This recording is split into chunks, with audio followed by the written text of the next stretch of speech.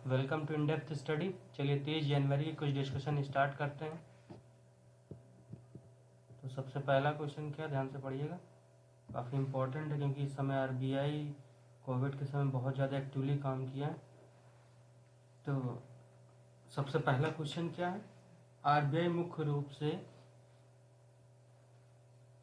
ध्यान से पढ़िएगा, ठीक है, निम्नलिखित कथनों पर विचार करिए, फिर इसमें कौन सा सही है सही बताना। तो सबसे पहले क्या, आरबीआई मुख्य रूप से अपनी द्विमासिक मौद्रिक नीति का निर्धारण करते समय खुदरा मुद्रास्फीति का उपयोग करता है। दूसरा क्या है, व्यापक घरेलू और वैश्विक आर्थिक सुधार से मुद्रास्फीति में वृद्धि हो सकती है।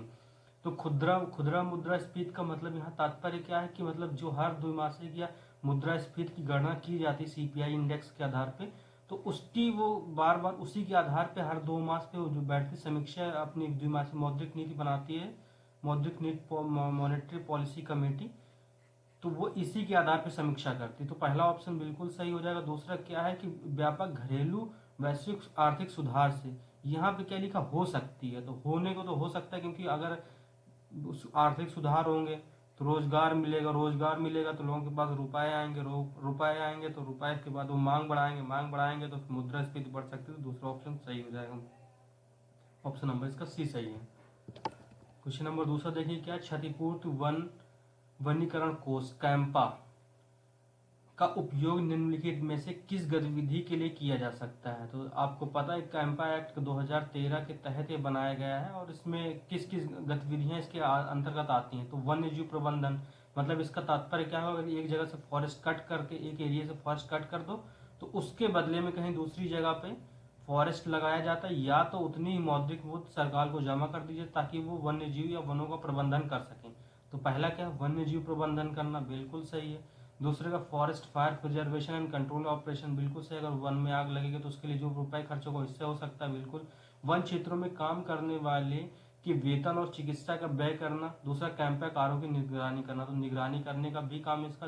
तीसरा गलत है, क्यों गलत है, क्योंकि ये काम राज्य सरकार अपनी नौकरी या देती उसके तहत वो करती, इसमें इस एक्ट के तहत इसका व्यय नहीं किया जाता। नहीं तो कोई भी सरकार इसी के तहत ये सारे व्यय यहाँ कर देगा और बाकी ऑपरेशंस माइन्यूट हो जाएंगे, उनमें व्यय होगा ही नहीं। तो इसमें इसको रोका गया कि इन चीज़ों में व्यय नहीं किया जा सकता। तो पहला, दूसरा, चौथा, ऑप्शन नंबर डी इसका सही है। क्वेश्चन नंबर तीसरे का, निम्नलिखित कथनों पर विचार कीजिए, ठीक है। कथन निम्नलिखित में से कौन सा सही है सही बताना है। कथन, निम्नलिखित कथनों पर विचार करिए। तो पहला है, केंद्रीय बजट के द्वारा जीएसटी को टैरिफ संरचना में महत्वपूर्ण निर्णय और बदलाव किया जा सकता है। तो अब दूसरे का, जीएसटी कानून के तहत उपभोक्ता कल्याण कोष के निर्माण का उपभोक्ता कल्याण कोष को निर्माण किया गया है। दूसरा क्या, इसके तहत जीएसटी के तहत अगर कोई भी अनुचित प्रयोग या अनुचित लाभ लेता है तो इसके तहत रुपए यहाँ जमा होता है। अगर जिसके तहत लाभ लिया गया उसको नहीं मिल पाता तो फिर उसको ट्रांसफर नहीं किए जाते हैं। मतलब थोड़ी इसकी हिंदी क्लिष्ट है, हिंदी अजीब सी इसमें लिखी हुई है। दूसरा क्या है, यहाँ पे अब ये जानते हैं जो कितने भी जीएसटी से रिलेटेड जो भी निर्णय लिया जाता है वो जीएसटी परिषद लेती है, जीएसटी काउंसिल, तो उसको बजट से लेना देना कुछ है ही नहीं। तो ये पहला ऑप्शन हो जाए गलत। दूसरा बिल्कुल सही है, उसमें था कि अगर जीएसटी के तहत अनुचित लाभ लिया गया तो उपभोक्ता कल्याण कोष में जमा होगा, या तो जिस व्यक्ति से वो लाभ लिया गया उसको ट्रांसफर कर दिया। तो दूसरा ऑप्शन बिल्कुल सही हो जाएगा। तो ये ऑप्शन नंबर 20 का सही है। क्वेश्चन नंबर चौथा के, कभी कभी समाचार में चर्चित टीजर लोन का अर्थ क्या है। तो अब इसको, ये शब्दावली आपको क्लियर होना चाहिए और पता होना चाहिए। टीजर लोन का तात्पर्य क्या है, लोन का मतलब तो है कि ऋण लेना। ऋण कैसे लेना, तो जिन पर पहले कुछ वर्षों में ब्याज दर कम होती है लेकिन बाद में उसमें वृद्धि की जाती है। तो ऑप्शन नंबर सी सही होगा, ठीक है।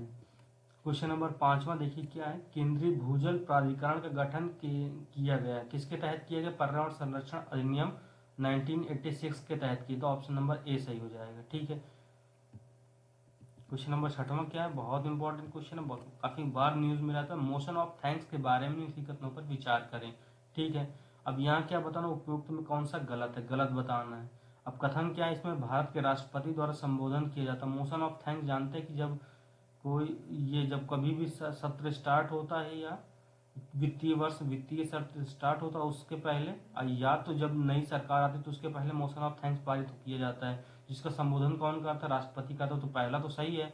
यहाँ पे कुछ है कौन सा गलत है, तो पहला ए नहीं हो सकता, बी नहीं हो सकता, तो मतलब दूसरा सोचना ही, दूसरा तो गलत होगा ही, क्योंकि इसमें क्या होता है केवल लोकसभा में मतदान नहीं किया जाता, लोकसभा और राज्यसभा दोनों में मतदान किया जाता, दूसरा तो गलत है ही है। तीसरा क्या, इसे संसद के हर नए सत्र की शुरुआत में संबोधित किया जाता है, तो ये तो सही है, मगर ये आधी बात है। इसके अलावा क्या है कि अगर नई सरकार गठित हुई तो उसके पहले भी इसका इसका ये राष्ट्रपति संबोधन होता है या मोशन ऑफ थैंक्स होता है, तो तीसरा भी गलत हो जाएगा, तो ऑप्शन नंबर कौन सा, डी सही होगा, दूसरा तीसरा।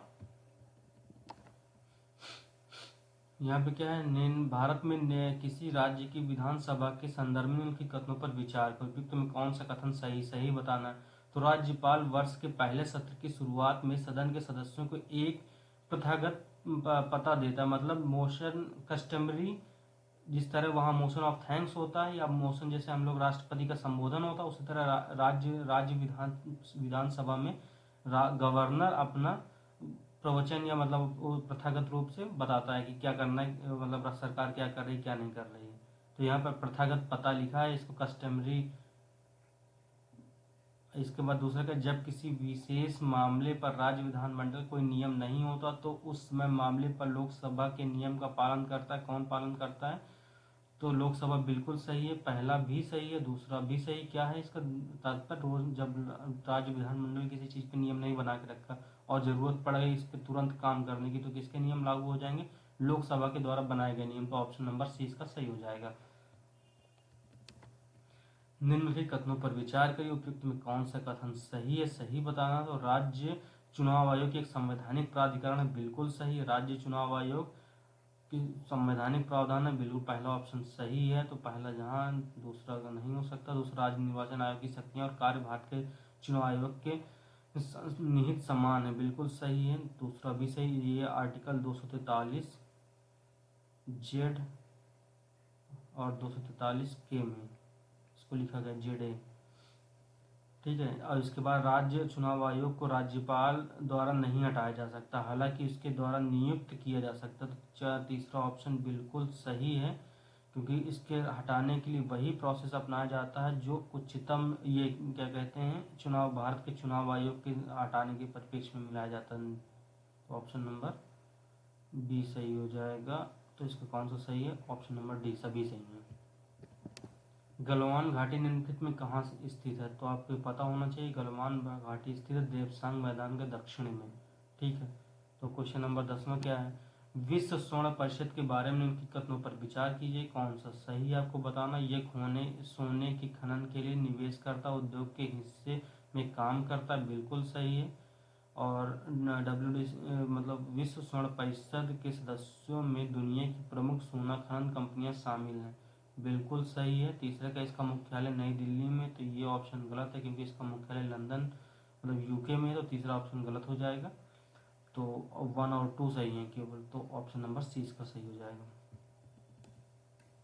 निम्न में से कौन सी भारत की पहली सोने की खान है, तो ये Kolar gold field, option number C बिल्कुल सही।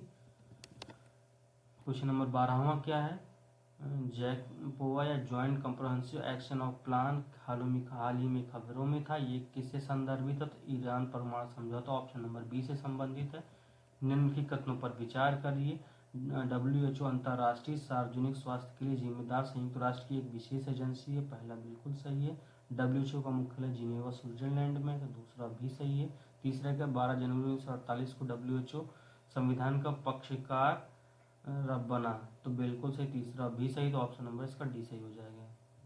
कला उत्सव किसकी पहल है, तो आपको पता होना चाहिए ये किसकी पहल है, शिक्षा मंत्रालय, जो राष्ट्रीय माध्यमिक शिक्षा प्रोग्राम उसके तहत ये लॉन्च किया गया है। इसमें लग सकता है कला लिखा है, कला उत्सव, तो किसी और संस्कृति या पर्यटन मंत्रालय का, मगर ये है क्योंकि जो भी एजुकेशन में उसमें कला आर्ट की शिक्षा को बढ़ाना है, तो ऑप्शन नंबर ए सही है। निम्नलिखित में कौन सा भारत के एक वाणिज्यिक बैंक की संपत्ति में शामिल नहीं है, तो बिल्कुल सही, संपत्ति का है कि एक दो तरह के होते हैं, बैलेंस शीट में बनाते हैं, एक समय लाइबिलिटी और एसेट, तो लाइबिलिटी की तरफ डिपॉजिट आता है जमा, option number D, oh B sorry, और एसेट में ऐसे होता है जो बैंक ऋण देती है, तो ये सब एसेट हो जाएंगे। Thank you for discussion.